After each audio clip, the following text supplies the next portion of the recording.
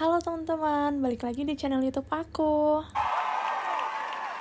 Teman-teman jangan lupa subscribe sama share video aku ya, biar banyak yang nonton. Nanti aku makin semangat lagi bikin videonya. Nah, sebelumnya aku udah bahas kan contoh soal tentang TKD dan core values. Di video itu tuh banyak banget pertanyaan, kayak misal, kalau kita nggak punya laptop, itu tuh bisa nggak ngerjainnya pakai HP? Terus, selama kita ngerjain tuh wajib on cam atau bisa kita tutup cuma di awal doang, kayak gitu. Terus kalau misal kita nih udah dikasih jam 9 ya, dikasih jadwal jam 9, terus ternyata kita lupa baru login jam 10, itu tuh gimana? Terus kalau misal kita pengen reschedule jadwal nih, itu bisa atau enggak? Nah, terus waktu ngerjain tiba-tiba listrik mati atau laptop mati, itu tuh gimana? Jawaban-jawaban yang udah kita kerjain tadi. Sama halnya kayak browser ketutup, jadi kita lagi asik ngerjain nih, terus tiba-tiba ngeklik tutup gitu ya browsernya.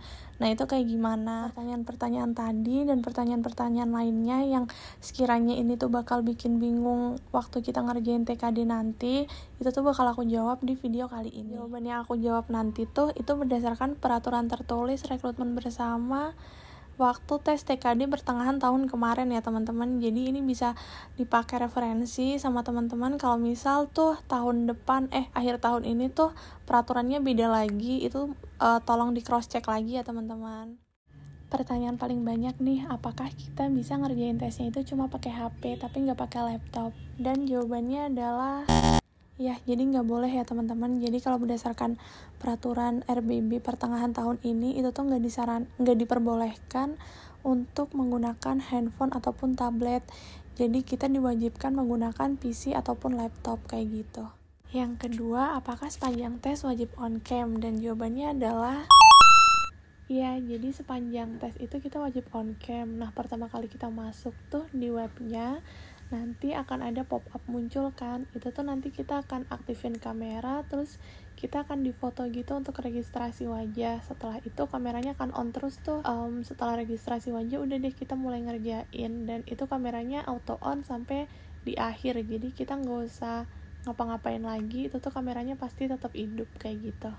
Nah, yang selanjutnya kalau misal nih listrik tiba-tiba mati, jadi wifi kita ikutan mati kan, jadi koneksi kita terputus tuh. Nah, itu tuh teman-teman tenang aja, jawaban teman-teman tuh pasti akan kesimpan yang sebelumnya. Tapi ada tapinya nih, jadi teman-teman gak boleh clear history, terus teman-teman tuh harus pakai laptop sama browser yang sama. Jadi maksudnya tuh waktu sebelum listrik sama laptopnya mati, itu tuh teman-teman pakai laptop apa sama browser apa. Nah, itu tuh harus konsisten. Jadi nanti jawaban teman-teman tuh masih akan tetap tersimpan. Jadi teman-teman gak usah panik kayak kalau misal nih listrik sama laptop mati, kayak panik banget terus ya ngulang dari awal nih. Nah, itu tuh enggak, soalnya jawaban teman-teman tuh masih ada di situ gitu.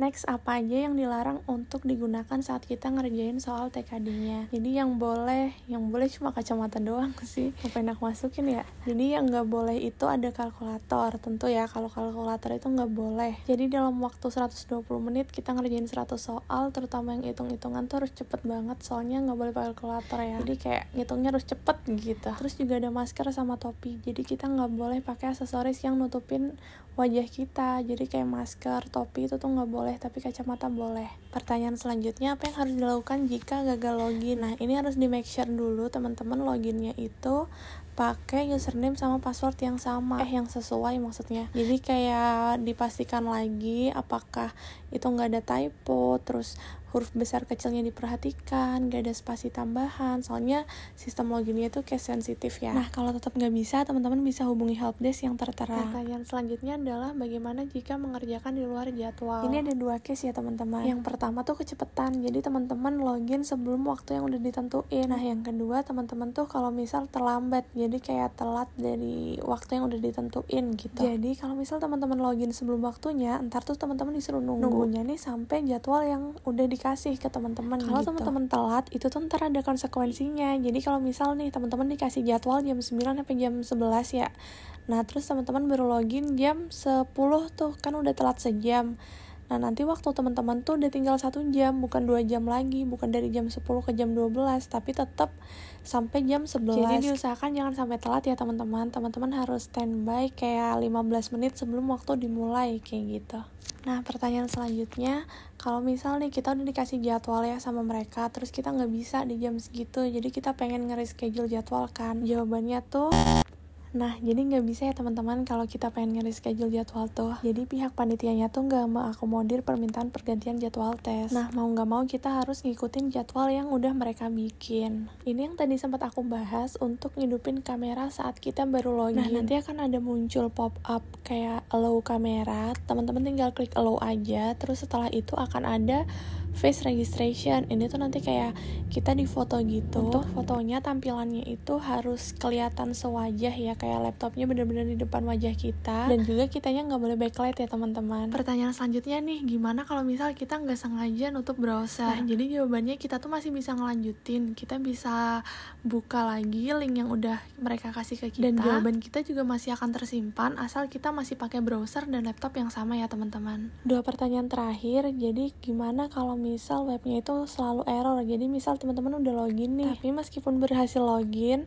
itu di tampilan teman-teman tuh nggak ada tampilan soalnya gitu. Nah, ini solusinya teman-teman bisa nge-refresh webnya ya teman-teman. Nah, jadi kalau misal teman-teman ada kendala di awal ataupun di akhir ataupun di pertengahan saat ngerjain, itu tuh teman-teman bisa langsung nge-refresh webnya aja. Jadi jawabannya bakal tetap kesimpan. Nah, ini pertanyaan terakhir, apa yang harus dilakukan ketika waktu udah habis? Yang pertama, kalau kita belum selesai, terus tiba-tiba waktu habis nih.